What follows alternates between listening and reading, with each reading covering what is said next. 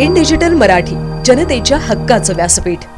उल्हासनगरसाठी पर्यावरण रक्षण व सामाजिक क्षेत्रात काम करणाऱ्या पर्यावरण प्रेमी व ॲक्टिव्हिस्ट ॲडव्होकेट सरिता खानचंदानी यांनी आज टोकाचा निर्णय घेतला। कॅम्प 4 येथील विठ्ठलवाडी पोलीस स्टेशन समोरील रोमा अपार्टमेंटवरून त्यांनी उडी मारून आपले जीवन संपवण्याचा प्रयत्न केला। यात त्या गंभीर जखमी झाल्या। तातडीने त्यांना बालाजी रुग्णालयात दाखल करण्यात आले। त्यानंतर मॅक्सी लाईफ रुग्णालयात हलविण्यात आले। मात्र प्रकृती चिंताजनक असल्यामुळे त्यांना पुढे डोंबिवली येथील एम्स रुग्णालयात रेफर करण्यात आलं। उपचारादरम्यान त्यांची प्राणज्योत मालवली।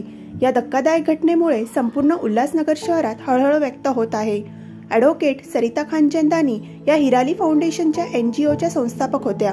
त्यांनी ध्वनी प्रदूषण विरोधात दीर्घकाळ कायदेशीर लढा दिला। शहरात रात्री उशिरापर्यंत वाजणारे DJ, मिरवणुकांमध्ये नियमबाह्य डेसिबल आवाज यामुळे होणारे ध्वनी प्रदूषण याविरोधात त्यांनी न्यायालयीन कारवाई केली। त्यांच्या पुढाकारामुळे शहरातील ध्वनी प्रदूषण कमी करण्यात मोठं यश मिळालं। तसेच त्यांनी वालधुनी नदी प्रदूषण विरोधातही अनेक याचिका दाखल करून नागरिकांना स्वच्छ पर्यावरण मिळावं यासाठी प्रयत्न केले। पर्यावरण प्रेमी असलेल्या सरिता खानचंदानी यांच्या जाण्यामुळे त्यांच्या चाहत्यांवर दुःखाचा डोंगर कोसळला आहे।